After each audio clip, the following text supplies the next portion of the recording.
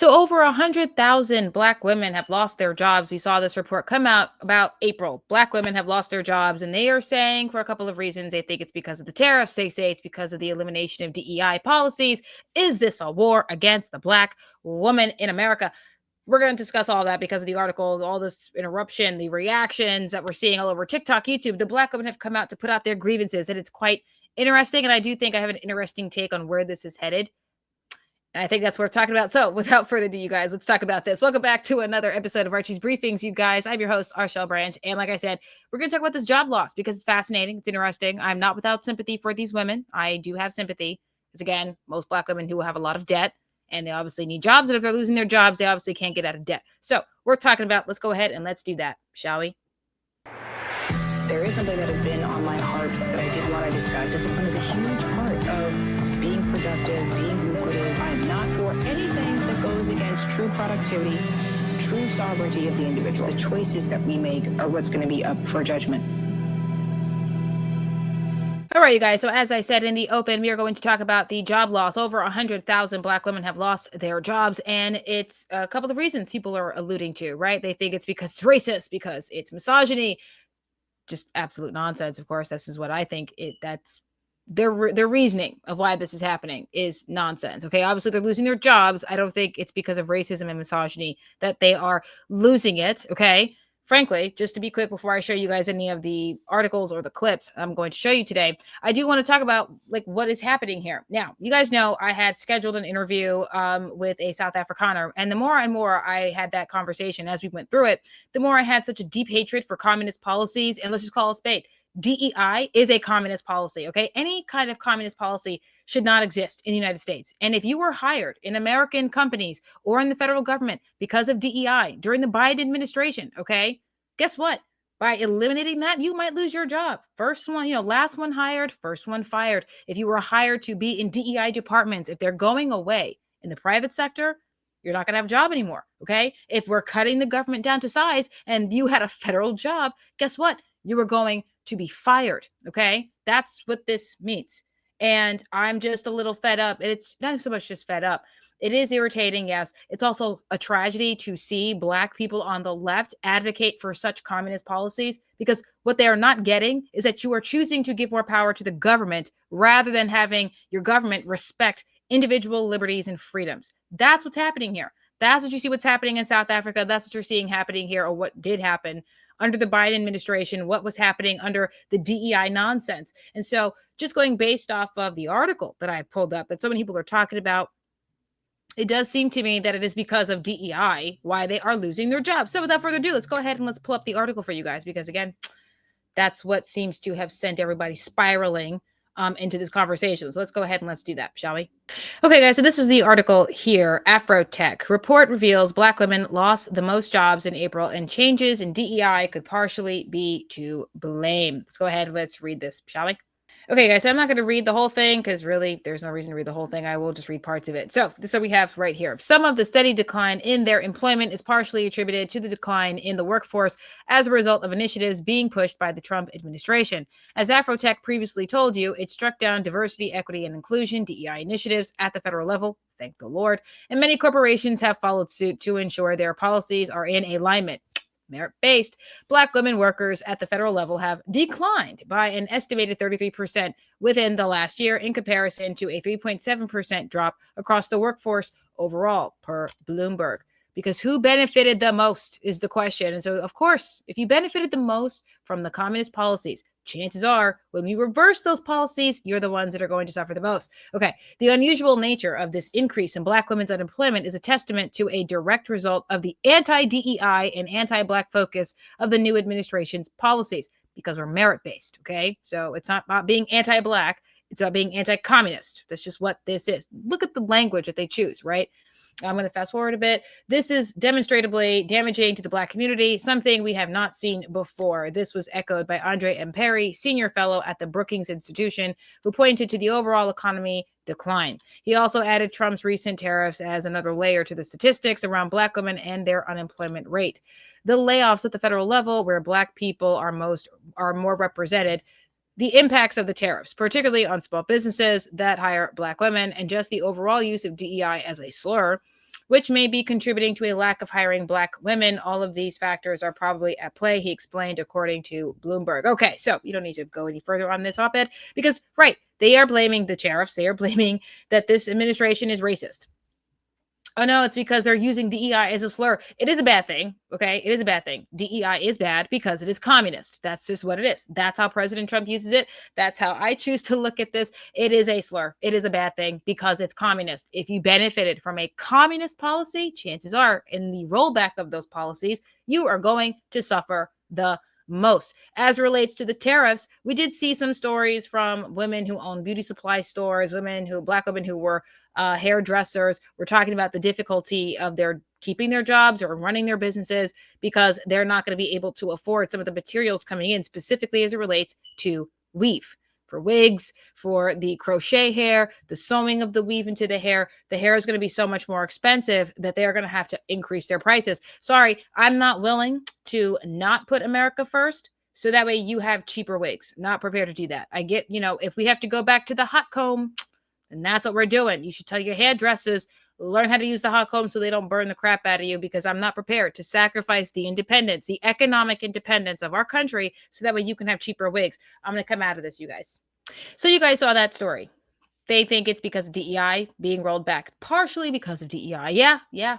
That's a reason. That is a reason for why a lot of these women are losing their jobs. It is because of DEI. Again, if you benefited from a communist policy, when we roll that back, chances are you're going to lose your jobs. If you were hired last hired, first fired. Cliche for a reason. And DEI, guess what? These types of policies, they benefit a specific group of people, mostly Black women. White men get passed over. Other types of men get passed over. This is just how it is, okay? This policy benefited Black women the most. So it's not a surprising thing to see that it's mostly Black women that are dealing with the fallout of this. It's just, that's what happens when you benefit from an evil, immoral policy like a communist one, such as the DEI. It is a bad word. Just throw that out there. Now, I'm going to show you guys a couple of clips, because normally when I see these clips on YouTube and TikTok, I get a real kick out of it. I laugh about it. I think, oh my goodness, it's hilarious seeing people just flip out over the fact that our administration is putting America first. You don't get that feeling here. You don't laugh. It's not a laughing thing. You do think to yourself, oh gosh, here we go again with the nonsense, because of their views of this. One Black woman had the nerve to say that this administration is doing a silent war against Black women, which is not true at all. And then others, again, let's just pull up the clip so you guys have something to react to right along with me. So let's go ahead and let's pull up that clip for you guys, shall we? All right, guys. So this is a, video compilation of the women who have been losing their jobs. Let's just run it, shall we? 108,000 Black women have lost their jobs or been terminated within the last few months. I'm a part of that group. FAMU is under attack by putting a Black woman that has no experience in higher education, is a Trump supporter, and is politically aligned to do his bidding at the institution. Meanwhile, other public HBCUs are under attack for funding. Look at A&T, Tennessee State, and privately held HBCUs are trying to keep their motherfucking head above water. Oh, she sound like Eeyore. Black women and Black men are fleeing the country in droves and going to other countries like Thailand and China, and even back to Africa. By May 8, 2025, 106,000 Black women lost their jobs, including me. And those of us that's been out here trying to find work again, it's basically just been non-existent. And I'm starting to feel like this is by design, because there are over 100,000 women, Black women like me, who have the same story, who has applied for over 300 plus jobs and just not getting it. Okay, so I don't want to go too much into these videos, you guys, but it's like, right, you tried to apply to jobs and it didn't work out the way that you thought it was going to, that they were losing because what's the name of that article? Afrotech, that even Afrotech had even listed out that it could be because of the DEI policies, right? That because of the shift and changes of the economy, that people are not in the position to hire right now. There are going to be jobs that are going to be coming. We do believe that. Like all these positions, all these jobs are coming in due to the tariffs. But are these jobs that Black women are going to be able to get?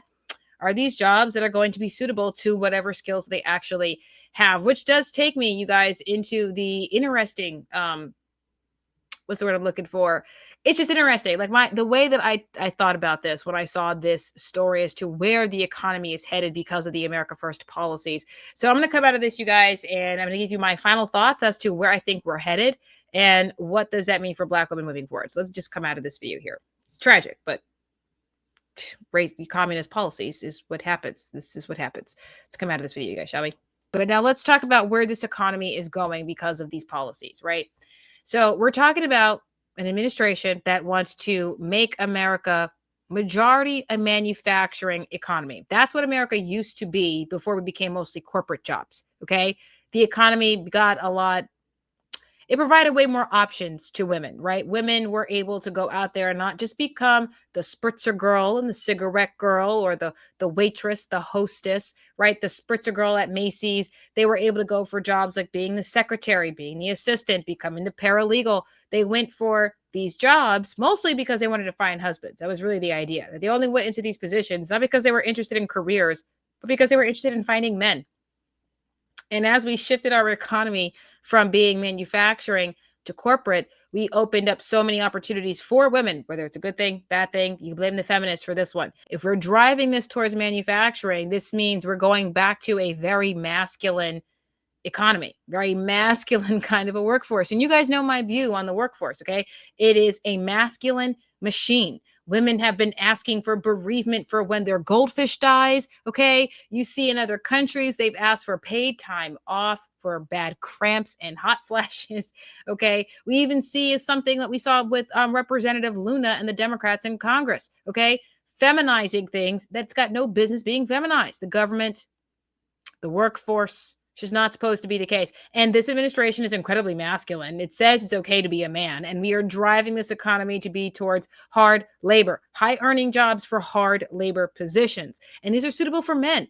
And so, DEI being a communist policy, we're getting rid of that. We're going to a merit-based society. It doesn't mean that all corporate jobs are going to go away, but it means only the best is going to get it. Can the Black woman get it without DEI? I'm not saying that you couldn't have. I'm saying that because of DEI, you will never know if you were good enough for the position without the communist policy. You should hate communist policies because this is what happens when you implement them. Women are going to suffer these consequences because of bad economic policies. That's just what that is. And if with this administration, we are driving us towards a more masculine, hard labor type of economy, driving this towards a majority manufacturing economy like we used to be, these are going to be jobs best suitable for men. It doesn't mean that you won't have women go for these jobs, but let's call it spade. The majority of women are not going to go for it. That was my interesting take about this, you guys, because as Black women, the most educated, the most independent, you're going to realize you're going to need your men. You're going to need men. Maybe you should be a little bit more respectful to them because, hey, you got a lot of debt. You're going to need jobs to pay it off. And if you're getting fired because you were hired last,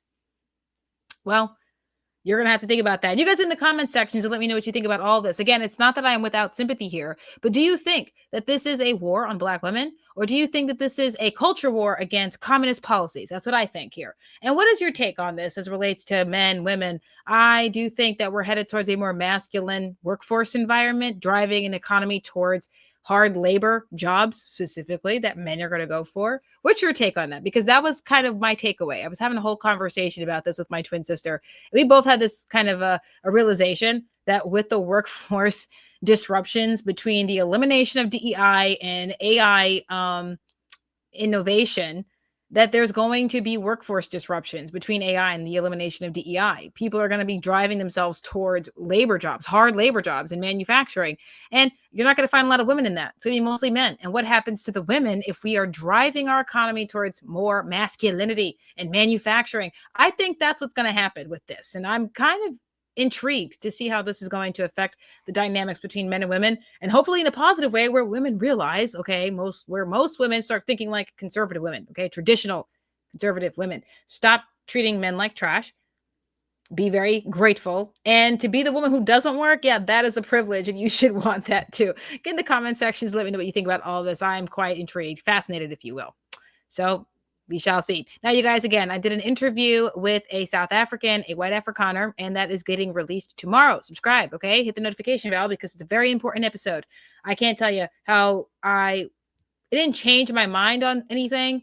It just made me believe more in the America First agenda. And I think you guys, if you watch it, you're going to feel the same way. So you guys, again, subscribe, hit the notification bell so that we never miss an episode. You guys can support the show by Cash Apping me at #RShellBranch. The link is in the YouTube description box. So just scroll up, hit the link, takes you right over to the Cash App. Thank you all for watching. I will talk to you tomorrow. I think you're going to enjoy that interview.